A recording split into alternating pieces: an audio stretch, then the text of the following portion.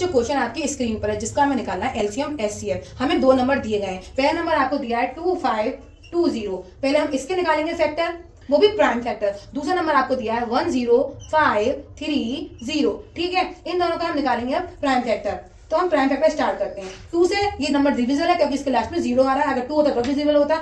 जिस नंबर के लास्ट में 2045 आता है, सॉरी 468 आता है, तो हम वो नंबर 2 से डिविजिबल होता है। हम स्टार्ट करते हैं। 2 1 जा 2, यहाँ पे आया 2 2 जा 4, यहाँ 1 इधर चला गया, 2 2 जा 4, 2 6 जा 12, 2 6 जा 12, 2 0 ये आ गया। ठीक है, अब बच्चों 2 6 जा 12, 2 3 जा 6 और ये 0 एज इट इज हमने नोट कर दिया। फिर क्या करा हमने, अब ये फिर कट सकता है हमारा, ये फिर कटेगा हमारा 2 से हम इसे फिर काट सकते हैं क्योंकि इसके लास्ट में 0 आ रहा है। 2 3 जा 6, यहाँ क्या हुआ, यहाँ से 1 इधर चला गया तो यहाँ क्या बचा 2, 2 1 जा 2, 1 इधर गया तो ये हो गया 2 5 जा 10, ये हमारा हो गया। अब क्या करते हैं हम, अब ये इसके लास्ट में 5 आ रहा है क्योंकि 2 से डिविजिबल नहीं है, क्योंकि अगर इसके लास्ट में 0 आता, 2 आता, 4 आता, 6 आता, 8 आता तो ये डिविजिबल था। अब ये लास्ट में 5 आ गया, डिविजिबल नहीं है। अब हम इसे हम डिवाइड करेंगे 3 से, 3 1 जा 3। अब ये 1 है, ये 3 से डिवाइड नहीं हो सकता तो हम डायरेक्ट 1 नोट कर लेंगे। फिर इधर जब दो इकट्ठे नंबर आते हैं तो हम उन्हें डायरेक्ट नोट करते हैं, तो उसके बीच में हम लगाते हैं 0, तो 3 5 जा 15। फिर हम इसे 3 से फिर डिविजन कर रहे हैं, 3 3 जा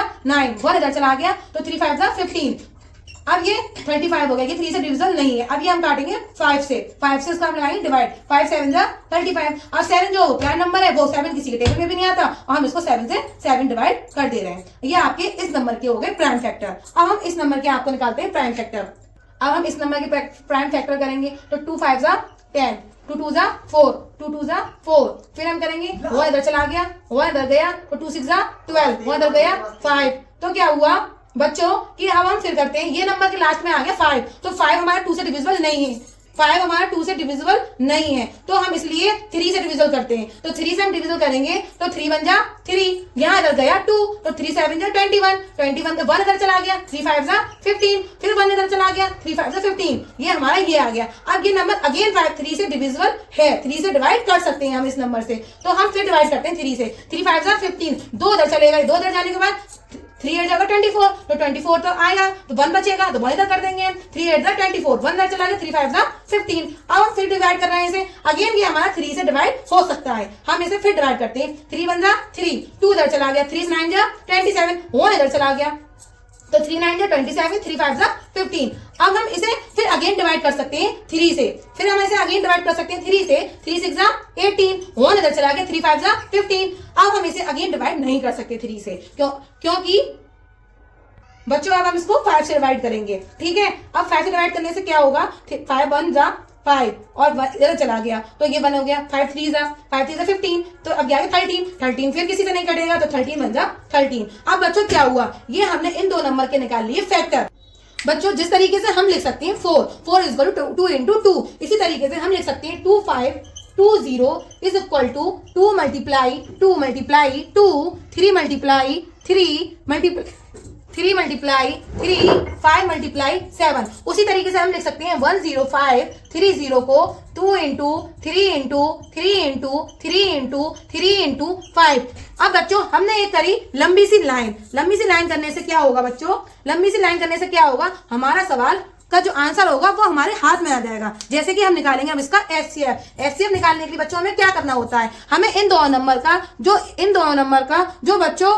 नंबर में जो नंबर कॉमन होगा उसको हम एक बार लिखेंगे। जैसे कि बच्चों अब इसका हम कॉमन निकालेंगे तो ऊपर भी 2 है नीचे भी 2 है, तो ये क्या हो गया, एक कॉमन हो गया, ये कॉमन है फैक्टर हो गया दोनों में। फिर इसमें निकालेंगे, इधर 3 है ऊपर नीचे एक 3 है, ये हमारा एक कॉमन फैक्टर हो गया। नीचे 3 है ऊपर 3 है, ये हमारा एक कॉमन फैक्टर हो गया। ऊपर 5 है नीचे 5 है, ये हमारा एक कॉमन फैक्टर। अरे बच्चों सॉरी, यहाँ पर हमारा इस वाले नंबर का हमारा 13 रह गया, तो 13 तो हम लिखना भूल ही गए, तो हम 13 फिर लिखते हैं। लेकिन 13 लिखने से हमारा कोई फायदा नहीं होगा क्योंकि ऊपर अलग है नीचे अलग है। अगर ऊपर 7 होता और नीचे भी 7 होता तो हम एक कॉमन ले सकते थे। अब बच्चों हमारे कॉमन फैक्टर आ चुके हैं 2 मल्टीप्लाई 3 मल्टीप्लाई 5, हमारे कॉमन फैक्टर ये आ चुके हैं।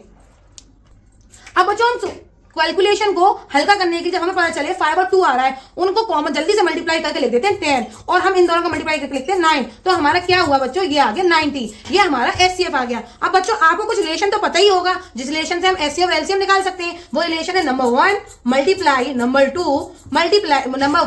Number 2 is equal to LCM into HCF. अब बच्चों इस नंबर में हमें ये तो पता है इस क्वेश्चन के अकॉर्डिंग कि नंबर फर्स्ट हमें पता है, नंबर फर्स्ट क्या है हमारा 2520 मल्टीप्लाई 10530 इज इक्वल टू, बच्चों हमें एलसीएम निकालना है। हमने क्वेश्चन स्टार्ट करने से पहले आपको बताया हमें एलसीएम और एचसीएफ फाइंड करना है। एचसीएफ हम फाइंड कर चुके जो कि हमारा 90 निकल आया, लेकिन अभी हमने एलसीएम नहीं निकाला है, तो एलसीएम निकालने के लिए हमने ये फॉर्मूला लगाया है। इस तरीके का रिलेशन हमारी बुक्स में है, तो हम एलसीएम ऐसे लिख देते हैं मल्टीप्लाई 90। अब हम 90 से ऐसे लिखते हैं, अब 90 जब इज इक्वल टू के मल्टीप्लाई में कोई इधर नंबर होता है वो इज इक्वल टू के इधर जाएगा, वो आएगा डिवाइड में। तो 2520 मल्टीप्लाई 10530 इधर मल्टीप्लाई में, लेकिन किसके इज इक्वल टू के, जब इज इक्वल टू के इधर आएगा तो किस में जाएगा डिवाइड में, तो हमने यहाँ लिख दिया डिवाइड में। यह क्या बचा हमारा सिंगल एलसीएम। अब एलसीएम इधर निकल आ चुका है हमारा। अब 9 से 0 डिवाइड मल्टीप्लाई करा, सॉरी हमने डिवाइड करा और फिर 9 से हम इसको डिवाइड करते हैं। 9 1 9, 1 बचा, 1 इधर गया, तो 9 1 9, 1 इधर गया, फिर 9 1 9, तो ये हमारा डबल 1 हो गया। अब 15 में से जब 9 गया तो हमारा बचा 6, 9 7 जा 63, तो ये हमारा बच्चों क्या आया, ये हमारा आया 117, मतलब 2520 multiply y 2520 multiply y 117 is equal to LCM.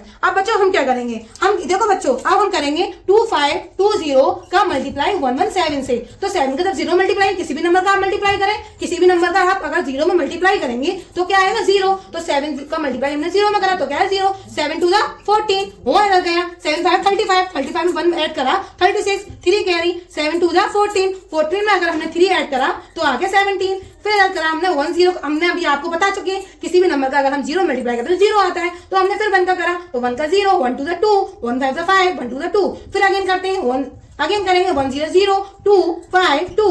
अब बच्चों हमारा क्या आंसर आया 0 4 8 7 और 2 ऐड करेंगे हमारे आया 9 प्लस 5 करे हमने तो हमारा आंसर आया 9 प्लस 5 ऐड करे हमने आंसर आया हमारा 14, 9 10 11 12 13 14 का 1 इधर गया, 5 सॉरी 2 3 4 और 5 9 और ये आ गया 2। ये हमारा क्या निकल के आया, इन दो नंबर का जो हमने यहाँ लिखे हैं इन दो नंबर का मल्टीप्लाई। इसका मतलब ये क्या हुआ हमारा, ये हमारा एलसीएम निकल आया। कितना एलसीएम निकल के आया 294,840। बच्चों ये आपका एलसीएम निकल के आ चुका है, यही आपका आंसर है, क्योंकि आपको क्वेश्चन स्टार्ट करने से पहले बताया था एलसीएम निकालना है और एचसीएफ निकालना है। एचसीएफ आपका ये है 90, एचसीएफ आपका ये है और एलसीएम आपका ये है।